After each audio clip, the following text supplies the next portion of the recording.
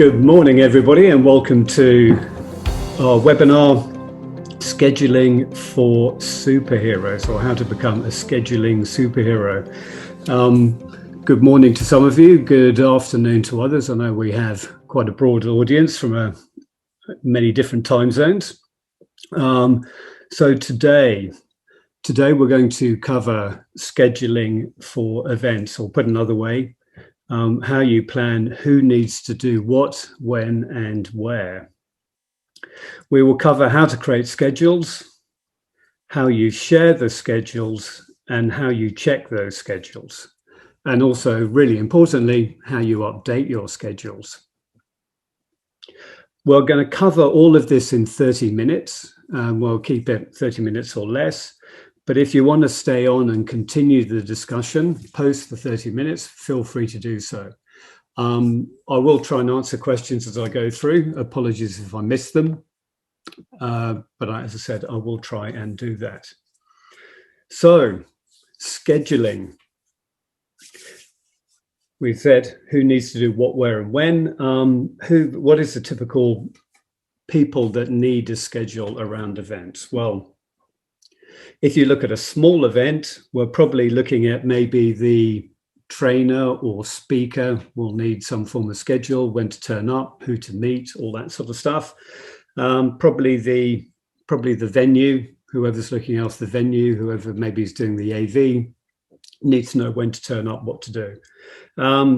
You start getting to a larger event though, and the number of people who actually need schedules increases quite dramatically. So you've got things like AV schedules, AV runs. With the speakers, they need to know more than just when their session is. They need to know when to turn up, when rehearsals, all of those things. Same goes for all of your sponsors and exhibitors. You also have things like photographer schedules, videographers, media, all that. So there's an awful lot of people that need to know where and when to be. And as you all know, and I'm sure everyone on this call has done plenty of events from before, sending out those schedules and keeping them all updated is really time consuming. So Joy can save you that time. And what I'll do is start off by explaining how schedules start to be built out in Joy. So if we go into our scheduling superhero event here, I've got a program I've started here. I've just put in the first morning. Now, if I go to on-site schedule, I will automatically see that room location that I've put in the program actually appear, and all the details around the sessions and their timing. So I can now actually start putting in my run sheet, room access, setup times, and all of those activities. If I go back to the program and add a room location, as you know, in Joy, your program is built by a series of room locations. So if I put this in as a breakout, and add that room location, it inherits the date and room, etc., from or the venue from the previous one. You'll see that when I go into the schedule, that is automatically created a schedule for that breakout room. So you can also create standalone schedules. Apologies for that little delay there. You can also create standalone schedules. So these are for rooms that you wouldn't want to be in the program. So the program here, you're building something out that effectively you want to show to your attendees. So this is really the schedule for attendees at the event. In the on-site schedule, it's very logistical. So you're putting in activities that you want your team to know about. So you can add in a standalone schedule. This will automatically inherit the date for the schedule. And let's say that's an event office. Or it could be a speaker prep room. It could be, bus pickup. Anything that you need to be able to schedule around, but you don't want to appear in the program for attendees. And that's going to be in the lobby of the hotel. So you can then actually start obviously scheduling everything in there. And also it handles time zones as well in those schedules. So if I just show you quickly another event, we did this. So we've got an event ROI masterclass. The program here is, as you see, the program here is just a simple 3 sessions. The difference is that this is actually to be held in Perth, in a room in Perth, or a venue in Perth, because gloriously COVID restrictions have been lifted and we've actually got live people turning up for an event. So we've got the event happening in Perth, but you see there's an outer session here, virtual presentation by Sally. And I've created another schedule because Sally is actually going to be zooming in to this event, and she will be doing her presentation from her sitting room in Sydney. So you'll see that the display time, when we look at here, it's got her time zone as Sydney, but we've got the option of putting in a display time as well. So the display time is actually Perth, which means that when I put a session in, it says 9:45, but in brackets here, I've got 12:45, 1300, because that's the actual time it is for Sally. And when I go to the on-site schedule, the virtual room shows the display time in Perth, but it also shows the time for Sally. So when I'm doing the line test, I schedule it for 8:30 in the morning in Perth because I'm the techie doing that line check. But for Sally, that's going to be 11:30 in the morning. So you can just have only one display time zone, because obviously you couldn't manage more than one display time zone. You confuse all of your attendees, but you can have as many production time zones as you want. And obviously with the schedules, it'll show that time zone. And when we get onto calendar subscriptions, obviously that is critical. You need to have the time zone for that to work in calendars. So I'm going to go back to my scheduling superhero, and we're just going to have a quick look at those activities that you can create. So if I do room access, open that up, I can add more detail to any activity going on. If I want to go, Dave has the keys or something like that. I can also put a label on there and call that label anything I want. And I can tag people to it. So here we've got workforce, performers, sponsors, and exhibitors. So if I click on performers, I'll see all of the performers I've got in here. If I want Catwoman to be there at the opening, I can do done. And also with my workforce. So the event manager wants to be there at that event, and that is done. So I can actually have an activity. And any activity that I put in here will be seen by anyone who is on the workforce, which I'll come to in a moment. However, the reason you have that tagging and labels is so we can create the custom schedules that we're going to come to a bit later. So as far as the workforce goes, as I said, anyone that you put on the workforce will actually see all of the activities scheduled. And what they can do with that depends on their permission level. So here, the event manager, who's the event owner, has got program access, which means that they can build and change the program. Colin here has been invited in for logistics, which means he can add things to the schedule, but he can't change the program at all. So he can do everything other than change the program. And then we've got Luke as our guest, which means he can just see everything in read only, which is the preview view. So here we've got the preview view for the program, and the preview view for an on-site schedule is actually the timeline view. So a guest can see that. So those are people who are actually in the workforce. But what we want to do now is know how we can create a custom schedule. So what I will do is go to an event with a whole lot more activities within that event. So I'm going to go to my Joy Sales Kickoff. The program here is a fairly standard conference program. So you can see I've got a plenary, I've got breakout rooms, I've got a social, bit of yoga, drinks parties, etc. So fairly standard conference type activity. What custom schedules can I create? Well, the first thing to point out is for anyone on the workforce. So people on the workforce you've invited, you set their permission level, and they have a role to perform. All of those will actually automatically get a custom schedule, which is their My Schedule. And My Schedule will be for the person that's logged in. So in this case, it's the event manager. And what appears in My Schedule is any of those activities that they have been tagged to, as well as any sessions they have been tagged to. Now, what I'll also point out is the information that flows through. So in this case, I've got meet with the venue team and run through the schedule. The plenary, when I've set up the plenary in the program, has got a bit of information attached to it. So it's got stage setup notes, it's got the floor plan and stage visuals.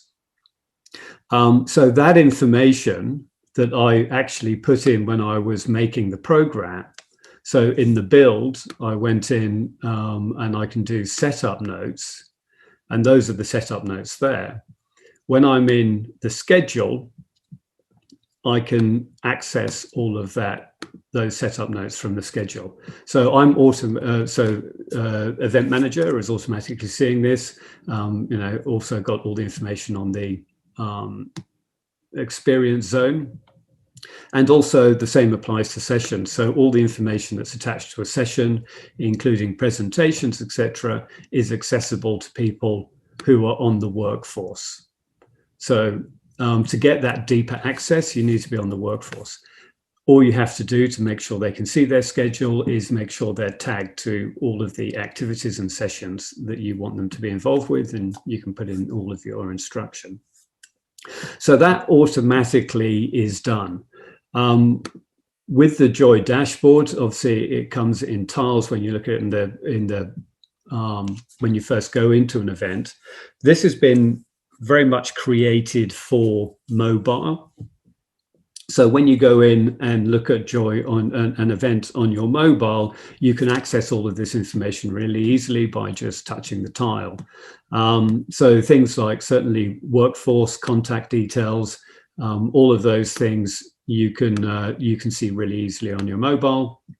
But your My Schedule obviously is a tile there, so it's really easy for them to get on site, click on My Schedule, and go see the activities they need to do.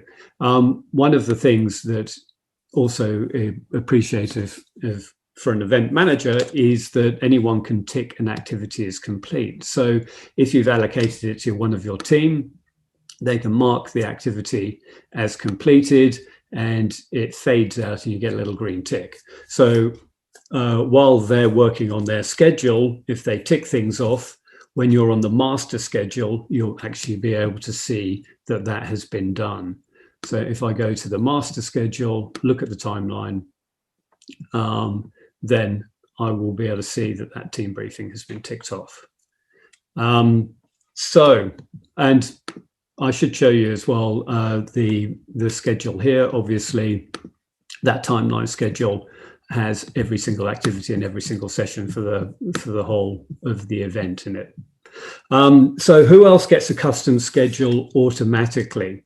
The performers do. So if I go over to the performer list, anyone you put in to the program as a performer obviously appears in this list, or you can create them as a performer in this list. When you go to the performer brief, as part of that brief, they will automatically, let's click on Emily, open up her brief. As part of that brief, they automatically get a schedule. And obviously, any activity that they've been tagged in will appear in this schedule, and any session they have been tagged on. If they're the presenter, obviously you don't have to tag them because they're automatically tagged to that session as the presenter or speaker performer. if you want them to turn up to a party and have that appear in their schedule, so they're not actually presenting, then you just tag them to that actual session. So they get that automatically. You'll see that when you can send that to them as a URL, and also they've got the option of doing a calendar subscription that I'll come back to. But they get that schedule automatically. Sponsors don't get a brief. We haven't had any cases where people have said sponsors need a brief in the same way as presenters and exhibitors, but I'll come on to how you can create them a custom schedule. Exhibitors are the same as performers in as much as they automatically get a schedule within their brief, and it displays everything that they need to do. There are two ways they've actually seen this information. One is using the label exhibitors, and the other is actually a filter on their name. So exhibitors, you can also send a custom brief, and it's automatically filtered by what they have been tagged to. So any activity or any session they're tagged on, they will actually see that. One thing to note there is when you actually do create an activity. So let's look at this booth exhibitor access. When I go to tagging, you'll see with exhibitors, you can actually select all. So if you need to select all exhibitors because you want them to all get that message on booth access, then it is simple as clicking that one button and everyone is tagged onto that event. And it's the same deal with performers. So for instance, if it was a drinks party you wanted them to turn up to, you can select all and they will all automatically be tagged to that given event. So it's fairly easy to tag who you need to with those. The other part that is not necessarily considered a classic schedule, but it's a schedule all the same, is facilitator notes. So the performer gets custom notes, obviously my schedule does. The other thing is the facilitator, and what Joy does is actually prepare notes based on a given room location.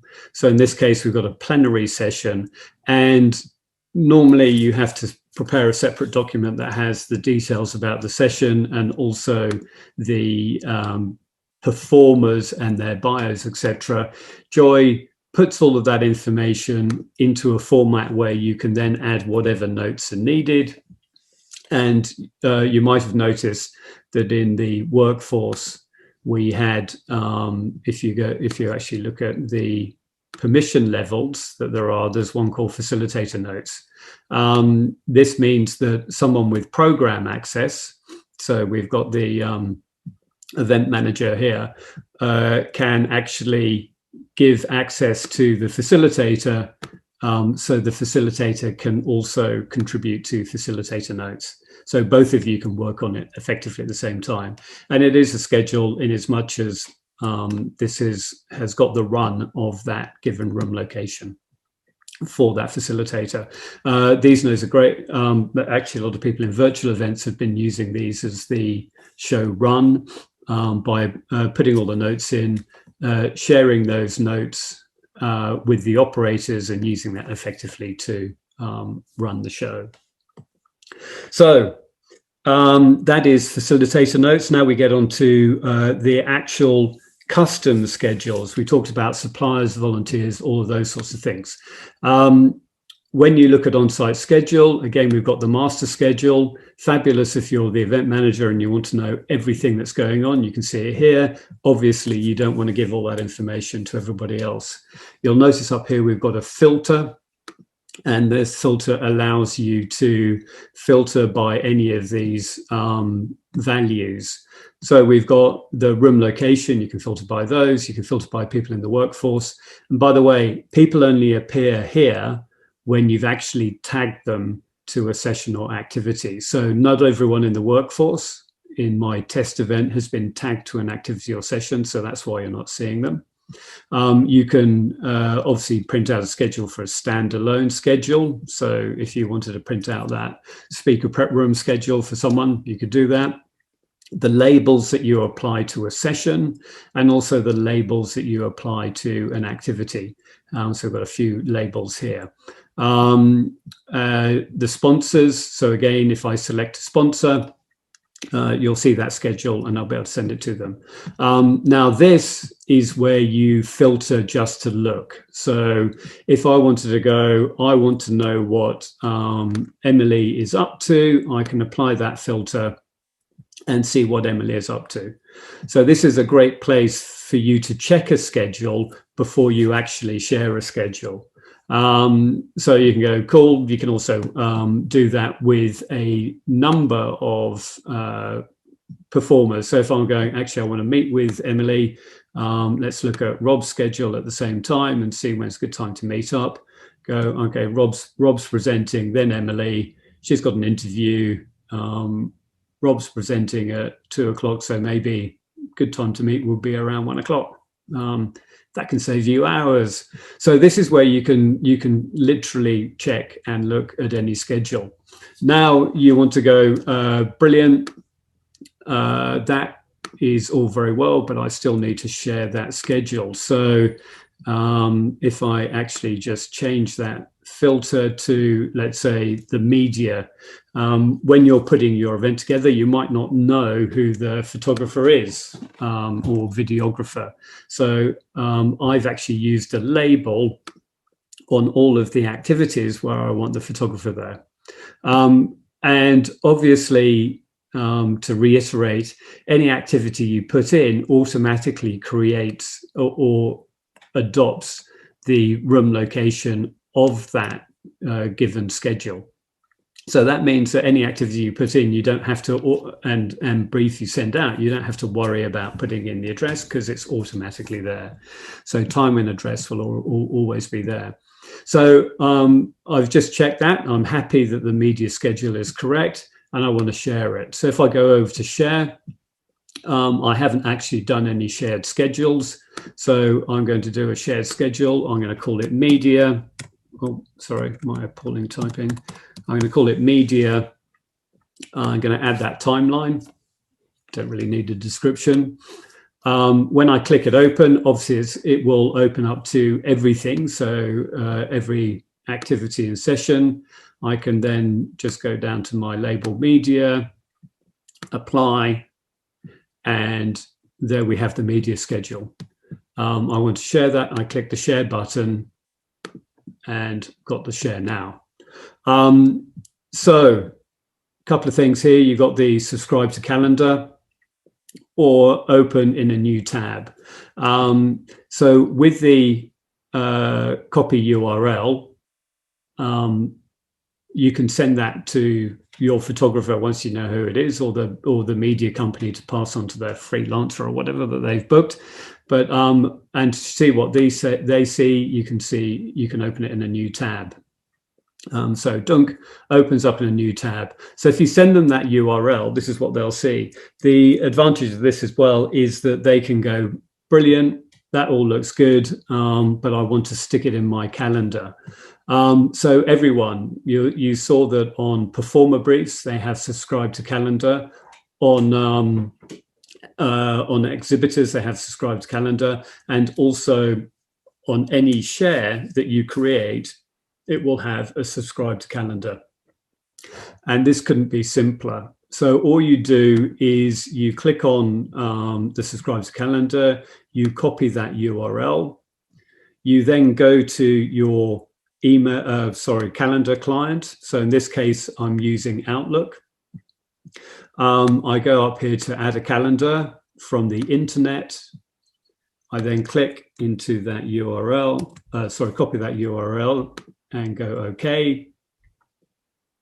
The advanced bit here actually just gives you, main thing is it gives you the opportunity to put in a name. So for the media person, they'll probably call it Joy Sales Kickoff. Do OK, yes, and Dunk. All their activities appear in their calendar. And if they open up that calendar entry, then it'll have a link back to the actual schedule in Joy. So they'll be able to go back to the Joy. So for the first time ever, you can actually get a schedule into someone's calendar. And if you think about it, certainly from a speaker perspective, when you're handling a lot of executives, if all the EAs actually did calendar subscriptions for all of the executives, they get an overlay of who is doing what. Certainly if you use Microsoft, it all appears in a convenient different color. So you can see exactly who is doing what, which will cut out hours and hours of time when you're stuffing around trying to work out when people can meet or when they can do rehearsals or any other thing. A couple of really important things to note is that calendars don't update instantly. So the beauty of a URL or sending someone a URL for a brief is that you make a change to the master and the URL will update. So, you know, if I go behind the scenes photo shoot is 1600 on Monday, the 1st of February. If I actually, sorry, just got a problem with my Zoom control getting in the way of what I want to do. So if I actually go back into my event and go back to build and change that 1600 on Monday the 1st, which was my behind the scenes photo shoot, and go, actually, we want to do that at 1500 now. I've updated it in the master schedule. And of course, for that share for the media, when they open, obviously when they look at that, it will update automatically to 1500. So that whole thing of actually having to keep documents updated just disappears because everything is kept updated from one central location. And you know that whenever anyone looks at their schedule, they're going to be looking at the latest schedule.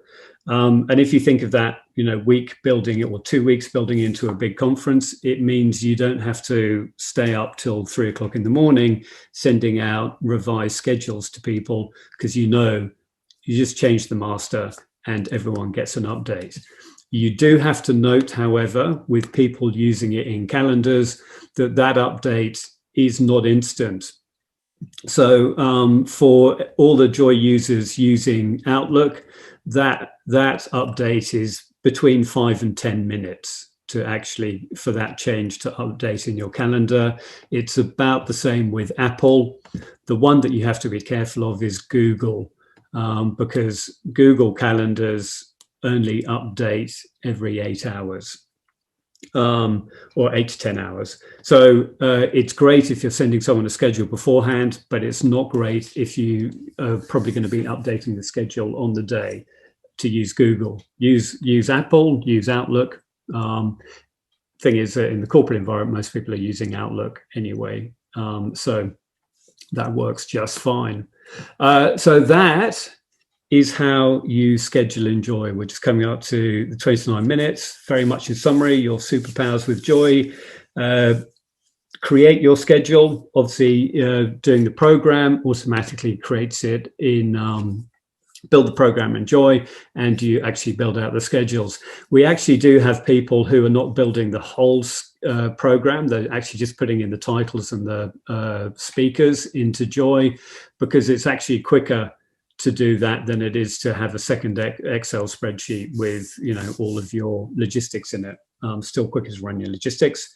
Ideal though is to build your program in Joy initially, send that out, share it with your embedded into your websites and registration sites, and run everything directly out of Joy so you can update everything once.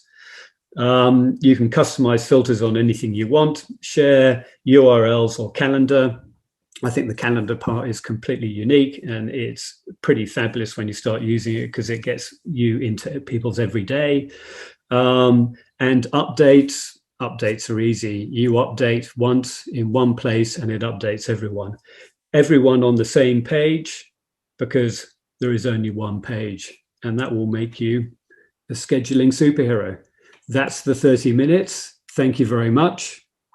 If you have any questions, then please feel free to send those through. For anyone that is going to leave us now, thank you very much for participating, and look forward to bringing more joy into your event life.